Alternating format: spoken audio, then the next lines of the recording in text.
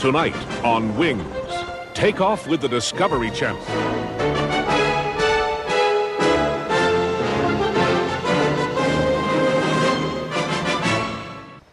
Clearly, Soviet strategists did not believe they had a need for large carriers able to support a wide variety of aircraft. American thinking, on the other hand, has gone towards the development of massive carriers, often nuclear-powered. These, the largest of man's mobile creations, are able to convey and support several different types of aircraft.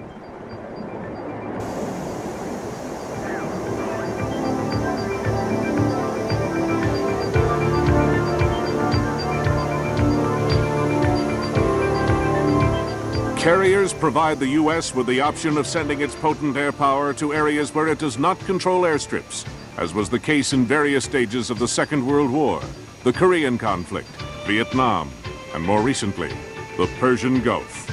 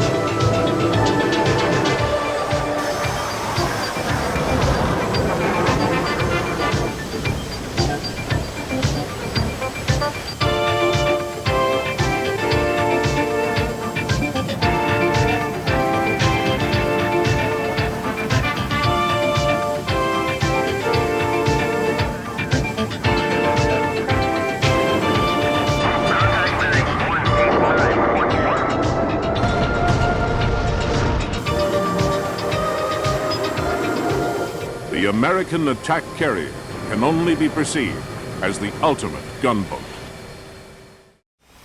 Hey guys, Spudknocker here, as always, and today I've got a very special video for you guys. Eagle Dynamics was kind enough to grant me early access to the DCS Supercarrier module for the purposes of showing it off to you guys and giving you a preview of what you're going to get when you finally get the Supercarrier in your hands later this month.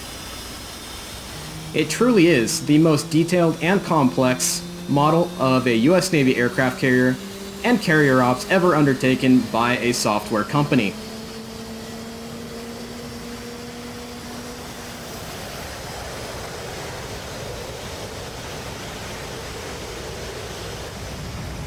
There he goes. There really is no need for this complex of a model of carrier ops and the carrier itself for pilot training, or for the other commercially available simulators that focus more on general aviation or commercial aviation. But it is certainly right at home here in the combat simulation-oriented DCS World that really does focus on modern fighter aircraft and their role on the modern battlefield.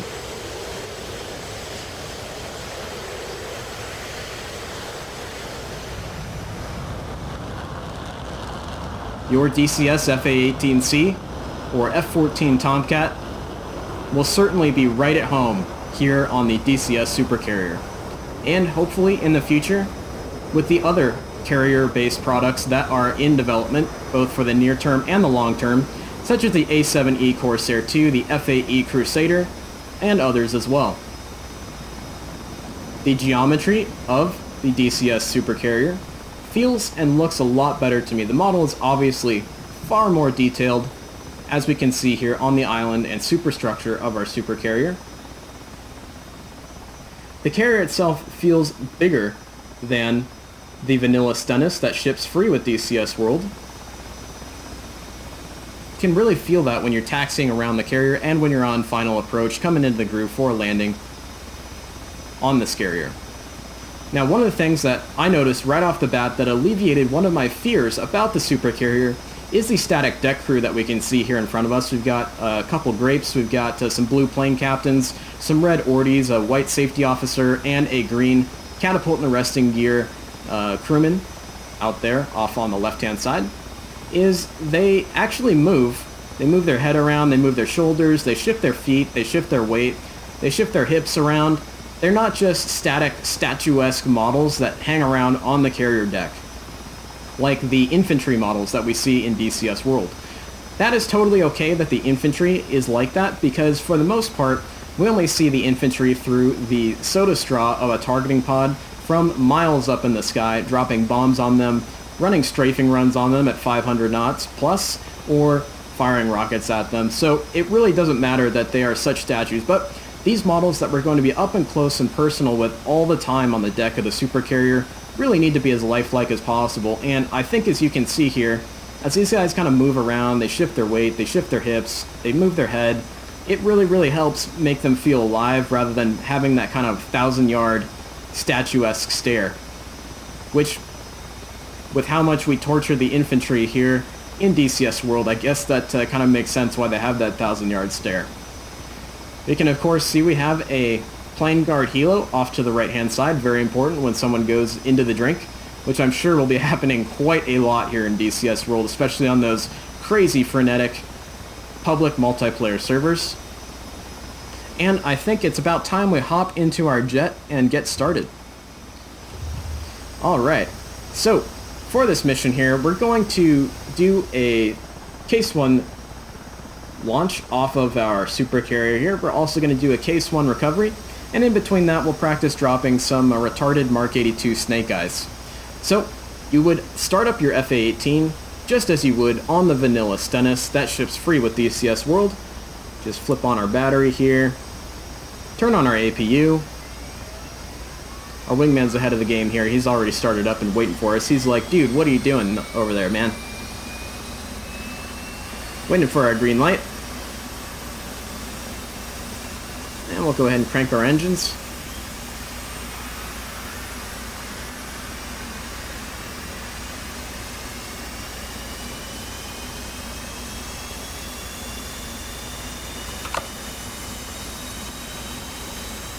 Turn on our lights. Get our DDIs, our MPCD, and our HUD turned on. We'll also get some instrumentation lights going. I almost never fly without the instrumentation lights on in DCS World. Just one of those things that, personally, I really like having on. How you set up your cockpit and things like that is pretty much up to you. There's no real SOPs as to when to turn on lights, when to turn off lights, these kinds of things. We know that Betty's alive. She's already yelling at us and bitching at us. They definitely don't call her Bitchin' Betty for nothing.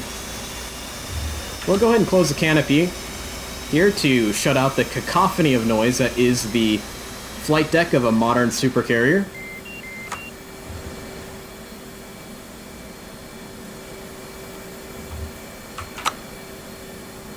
And go ahead and get that left engine running. Next, we're going to go ahead and start our INS alignment for our FA-18C here.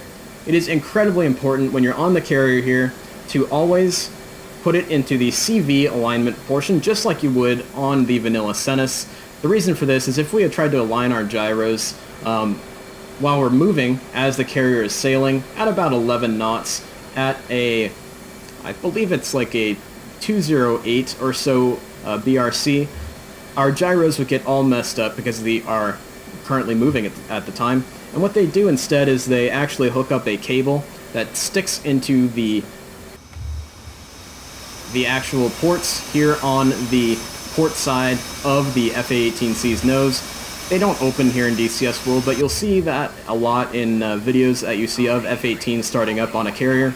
And that actually passes information to align the gyros to the jet from the actual navigational systems of the carrier itself to make sure that those gyros don't get totally confused by the fact we are moving while aligning those gyros. Alright, looks like we got an automatic shutoff from our APU there. And we're just waiting for our INS to align. We'll go ahead and get the rest of our stuff set up. We'll enter in our TACAN. While you're waiting for that INS to align, you want to take that time to really make sure you get your cockpit all set up and ready to go, because once things start happening on the carrier deck, you can't stop and fix things or work out problems the way you would be able to on the taxiways of an airfield. It's a very chaotic, quick pace, and very tight quarters space to move your fighter jet around the deck. We'll go ahead and reset our FCS and add our takeoff trim. We'll go to our FCS page, and I like to have my ADI up on my left-hand DDI rather than a HUD repeater. That is usually SOP to have the HUD repeater on the left-hand DDI for takeoffs and landings, but for me, personally, I like to have that slip skid indicator up, and I find that to be very important, especially if I have any kind of asymmetrical loadout on the jet. We'll go ahead and arm our ejection seat. We always want to taxi on the carrier with our ejection seat armed in case for whatever reason we get blown off of the deck by backblast from another aircraft, or for some reason we get taxied off of the side of the deck by a unwary plane handler, anything like that.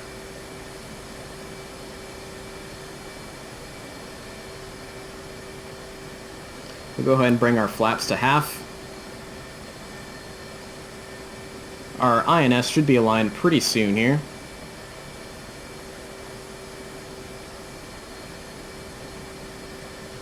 We'll go ahead and set a bingo. Let's set our bingo for about 5,000 pounds.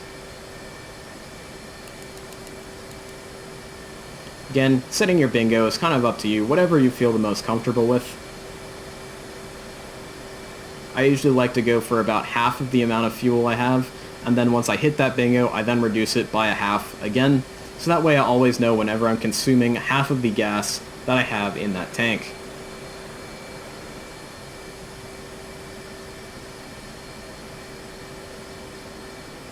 Getting pretty close to having our alignment done. Usually takes about 3 to 4 minutes when you're doing a CV alignment from the carrier's INS system.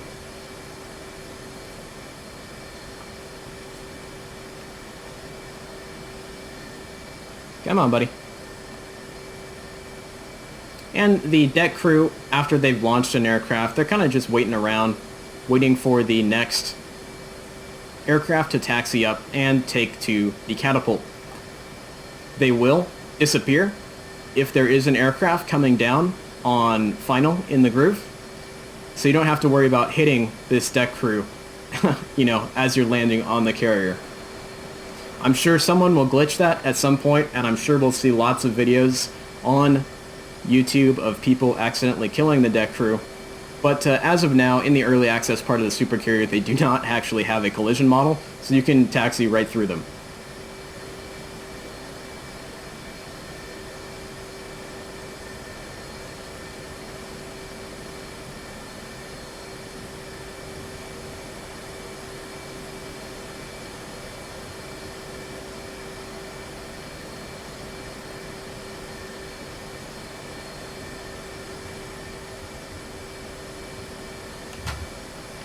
INS has taken its sweet time today.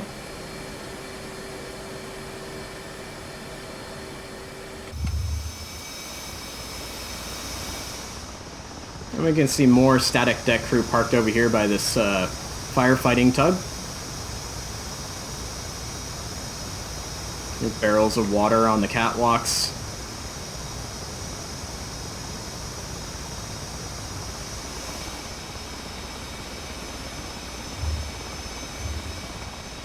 You can see just how detailed the model is.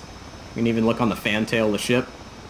And we can see, of course, it is the Teddy Roosevelt, the Rough Rider, that we're on at the moment.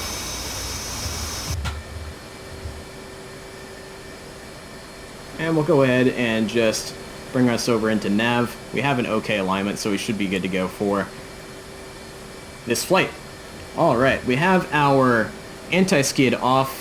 We have our hook bypass to carrier, so if we go nose wheel steering high, it will in fact stay there, so we don't have to continually press down that nose wheel steering switch in order to keep it in the high gain mode.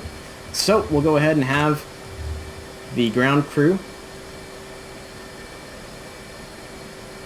remove the wheel chocks, and we'll go ahead and take off the parking brake. Copy. Wheel chocks are now removed.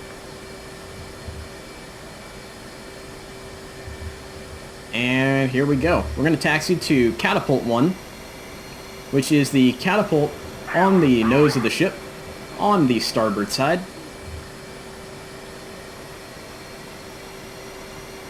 It is definitely, from where we're parked, it's a hard one to get to, but thankfully the ship does kind of help auto-align you onto the catapult itself. I tend to like to put my nose wheel, which on the F-18 is roughly underneath your butt. I tend to like to over-taxi away from it a little bit, and then we can swing her on around. You can see our plane handler is telling us to continue forward. We're going to bring it left, forward. I'm going to bring it left slightly. Just taxiing nice and slow. And stop. Right there. Wings unfold. Lock the wings in place. Launch bar down. Or extend.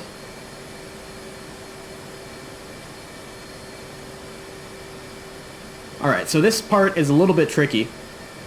We need to now taxi up. We can see he's telling us to taxi forward once again.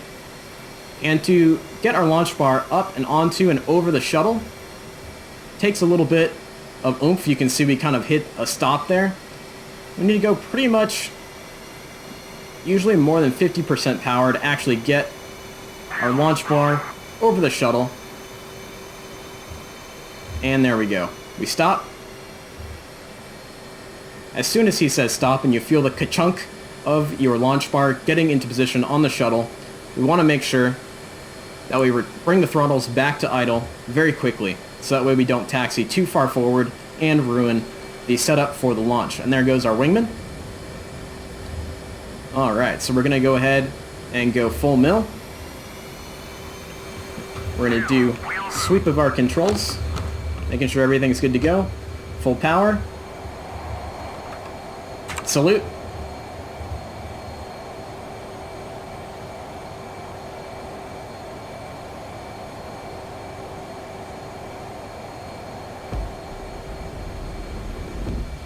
And airborne.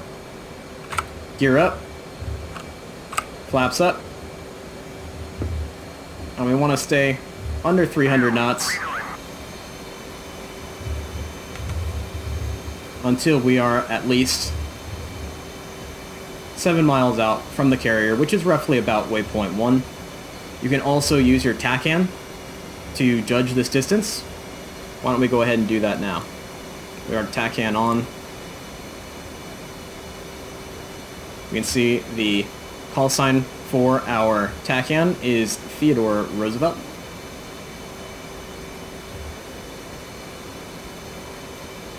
Not sure why I said the BRC was 209er earlier.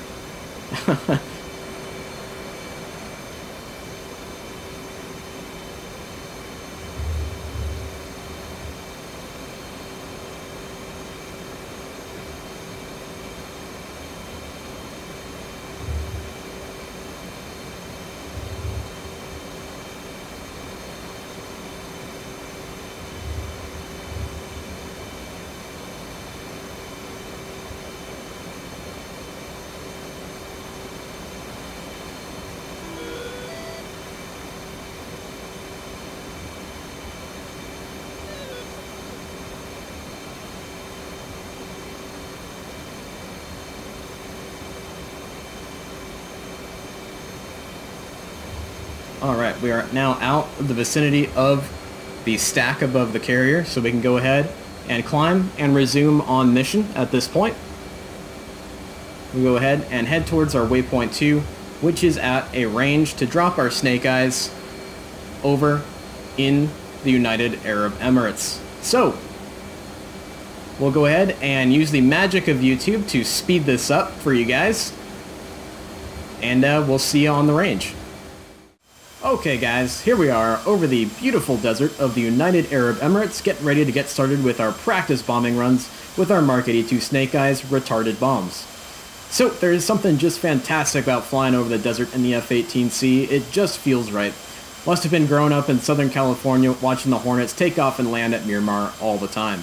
So let's go ahead and hop back in the office and get started. So first thing we're going to want to do here is select our target waypoint.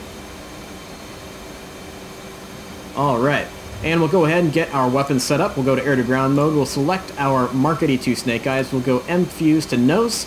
E-Fuse will leave off. Drag, we're going to go to RET for retarded.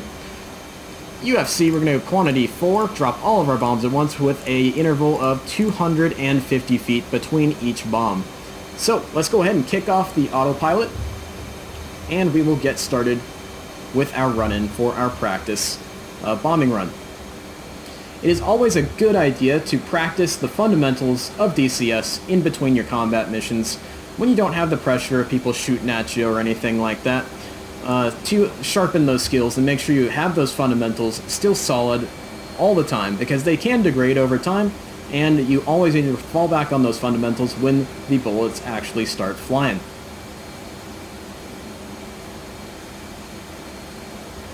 Alrighty, we're almost to our IP point, and we can see some green smoke down there, denoting our target point. Keep in mind here that Snake Eyes do in fact have a limiter on the airspeed at which you can drop them at. You will rip off the retarding fins on your Snake Eyes if you deliver them beyond 500 knots, which can of course be very hazardous to your health, because that means the bombs will fall faster than anticipated, and you can get caught in the shrapnel from your own weapons and kill yourself. Now, while that's not in fact modeled here in the DCS F-18, I know it is modeled in the Mirage 2000C, so it's just something to keep in mind. But you do want to stay as close to that 500 knot threshold as you possibly can, because if there's some guy down there who's actually paying attention while manning his ZU-23, or you got a Shilka down there with a radar set on it, you can really get shredded pretty quick, and it can really ruin your day. So we'll get on down here to a radar altimeter altitude of 500 feet. There we go. We're right at that threshold. And we can see our little squad of trucks out here for us.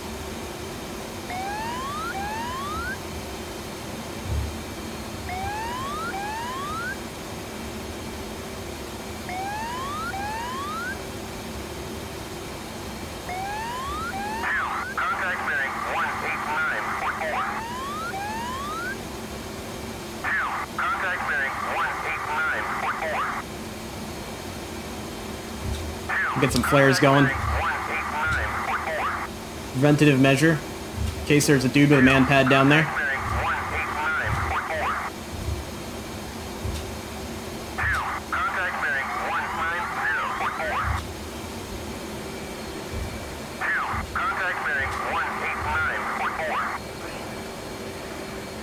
Pretty darn good delivery.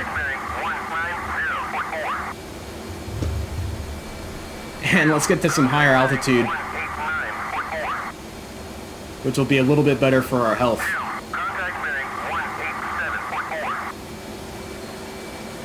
And let's go ahead and head on back home to the Teddy. And we'll go ahead and make a nice Case 1 approach and landing on the Theodore Roosevelt. Alrighty guys, so we just completed some successful practice bombing runs in the UAE on the range, and now it's time to go back feet wet and get some successful Case 1 approaches and landings on the Teddy Roosevelt into our logbook. So let's go ahead and hop back to the office and get going with that. Of course, first thing we want to do is make sure we're on the correct frequency to talk to the carrier, which this is 127.5 is going to be our correct frequency. And we're going to, of course, want to have our TACAN ready to go, so 71 X-ray. make it easy on us. And we'll go ahead and box our TACAN, and we'll make sure it's turned on, and we're good to go. And now we have the Theodore Roosevelt up on our HUD, and we are getting positive navigation guidance from its TACAN station. Next, we're going to go ahead and hit the HUD icon on our EW site and get rid of those lollipops on the HUD, because those definitely get in the way and definitely get annoying. So let's go ahead and set up our cockpit for our Case 1 approach. First, let's go ahead and contact the Teddy Roosevelt and let them know that we are inbound.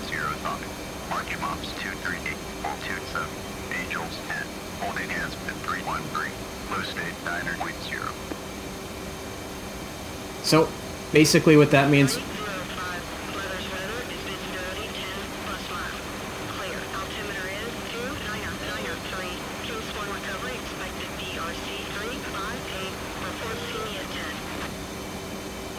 we were telling the controller on the carrier, we're telling her that our nose number, our wingman's nose number, where we are in relation to the carrier, and she told us back what the BRC for the carrier is, which is going to be 358, so almost due north, as well as to expect a Case 1 recovery, and to let us know when we can see them, have visual on the carrier at 10 nautical miles. So we're going to go ahead and sneak a little bit behind the carrier here, and that way we can set up for an entry into the stack at 2,000 feet at position 1, which is the preferred position for entry into the pattern.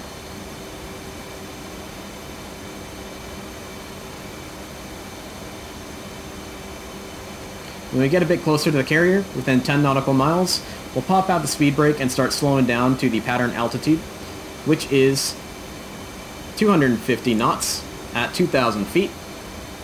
And we'll go ahead and set up everything for our approach and landing.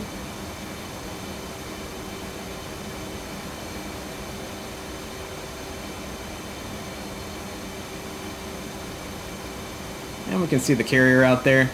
She's pretty big, and I think the actual model for the carrier has a increased viewing distance than the original kind of vanilla Stennis that ships with DCS World has, which is definitely a nice addition.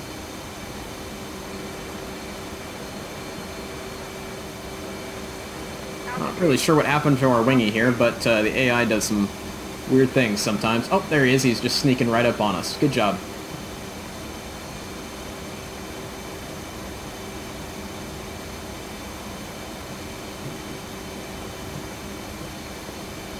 And we'll kick off the auto throttles, and we'll just start bringing the throttle back. Now, the better you can fly this approach and the pattern, the better your landing is going to be. And we'll go ahead and say we can see her at 10. See you at 10. A little bit late on that, but... Update state, switch down. 30 atomic, low state 8.6. Low state of 8.6. We got plenty of gas for a couple tries on for the wires. Slowing on down here to 250 knots. Didn't even have to pop the speed brake because we got so much drag from our 3 bags that we have on our jet. I highly, highly, highly recommend practicing your carrier landings with bags on the jet, with stuff on the wings, because when you're flying a combat mission, you're always going to have draggy things hanging off your jet. So that's the way it's going to be in real life.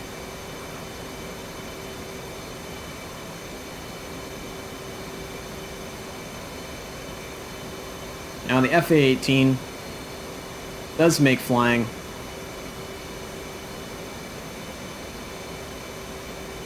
these stringent patterns very, very easy because of all of her automation.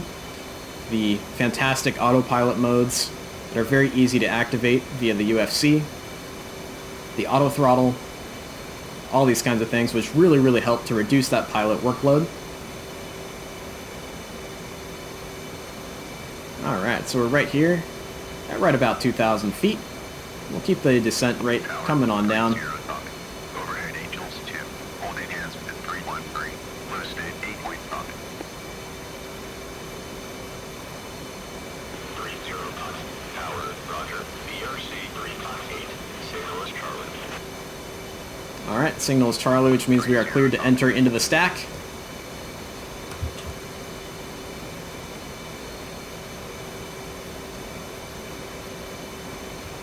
Go ahead and throw her into barometric altitude hold mode to help us out a little bit.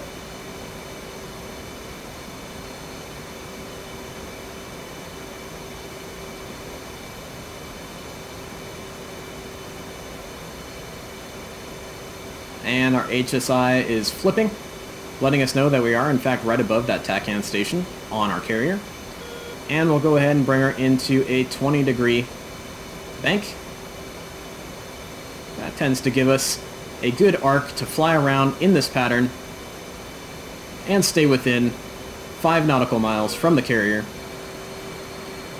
We've got 313 back there that we're holding hands with in a trail formation.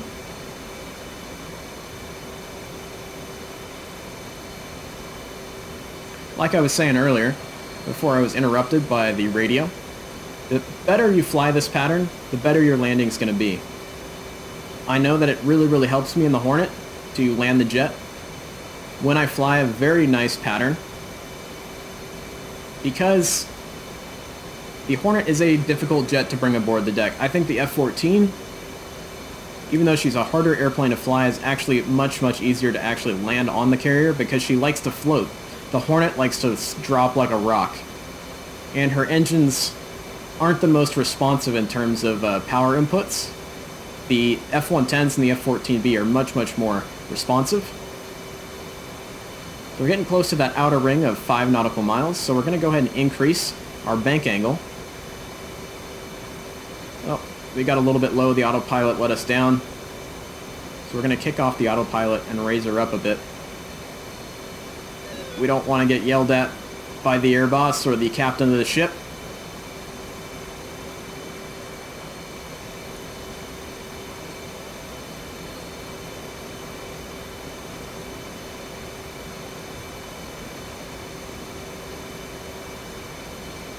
And we're right just under 5 nautical miles from the ship, exactly where we should be. And we're entering into position 3, at which point we are going to kick off the auto throttles, brake the deck, lower the hook, increase our airspeed to 350 knots as we come around to enter into as close to a 3 nautical mile final to the upwind for the brake. Now I know guys like to fly shit hot brakes at 400, 450, 500, 600 knots, but for the purposes of this demonstration here, we're going to go as by the book as we absolutely can for you guys at home, seeing the Supercarrier for the first time. And as you guys like to know, I like to fly by the book. It's easy in DCS World to do the crazy things. It's hard to do the correct things. That's kind of my motto when I teach students who want to learn from me in DCS World. So hopefully I don't make a fool of myself landing this F-18, but we do have enough gas for a couple tries. There we go. Looking pretty good. There's it right at our, just underneath our 3 nautical mile final approach. And we'll get ready for the kiss-off.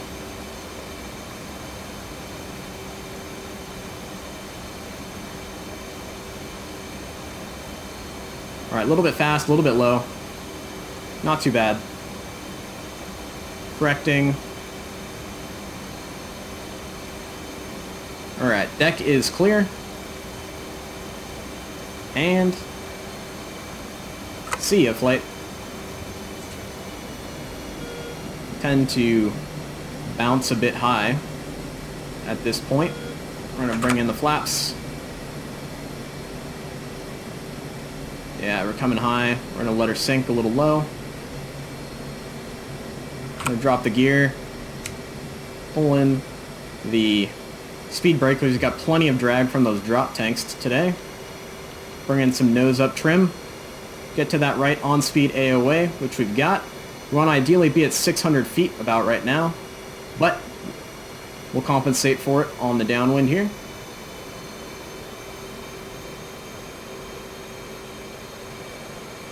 Alright, there's the LSO platform, and we're going to go ahead and start turning in towards the carrier.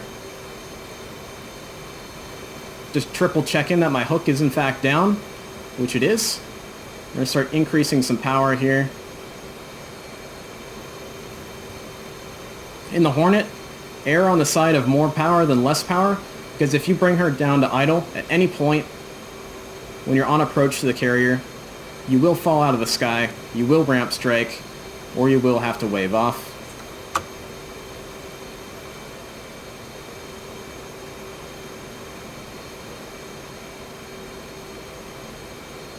We're a bit high.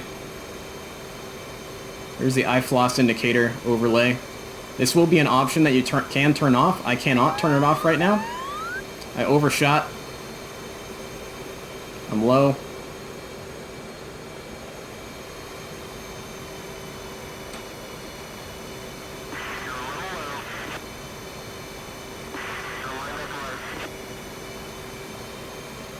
Brought it back. Brought it back.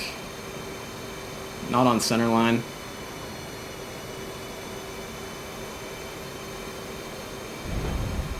Alright, full power.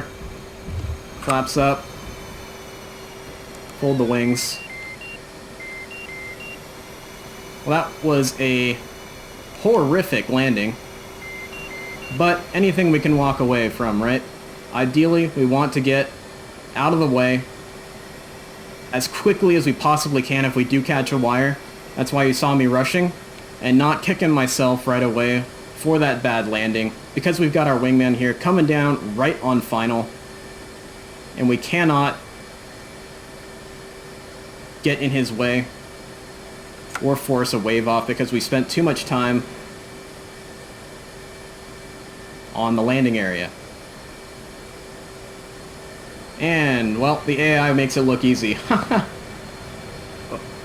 Okay, 3-wire from me? Jesus Christ, I would not have given me that grade. I was pretty good in terms of my height coming over the bow, but my lineup was absolutely horseshit. And if I was in a Tomcat, I would have wiped out aircraft on the sides of the landing area because of that big wingspan. When you're in a Tomcat, your lineup on centerline is absolutely crucial because of that gigantic 64-foot wingspan on a 70-foot across area to actually land the jet. In the Hornet, it's not as critical, but that was still not a great showing from my part. But it does give you guys an idea of what landing on the Supercarrier is all about. And when you get well and practiced at it, it works very, very well. And like I said, flying those patterns and the correct way, the proper way, makes it easier to actually bring the jet onto the deck. When you're guessing and trying to fudge it and things like that, it makes it immensely harder. And Eagle Dynamics is giving you the easy way by giving you all the materials you need in the quick start guide for the Supercarrier to get you guys up and running on the Supercarrier in terms of making correct patterns for case 1s, case 2s, case 3s. And just making it easy for you guys. So I hope you guys enjoyed this first look at the Supercarrier. I think that it is going to be a fan favorite of folks who fly in closed servers, such as kind of private missions and things like that with actual squadrons and stuff. For the public option, which is those servers that run 24/7. I don't think it's really going to make that much of a difference, and I don't think people are really going to notice that much of a difference because players, are going to be flying around willy-nilly and whatnot. But for those really organized guys who like to fly and like to do the right thing, the Supercarrier is going to make an immense difference, and it's going to make an immense difference for me in the missions that I create. We're actually going to be able to fly missions off of carriers, and I'm very, very excited for that. And like I said, I hope you guys enjoyed it, and I hope you learned something. So, enjoy this fantastic simulator, guys. ED has really brought us something really cool and really special here. And, of course, fly safe and stay healthy. and stay entertained out there, guys. Thanks a lot, and we'll see you later.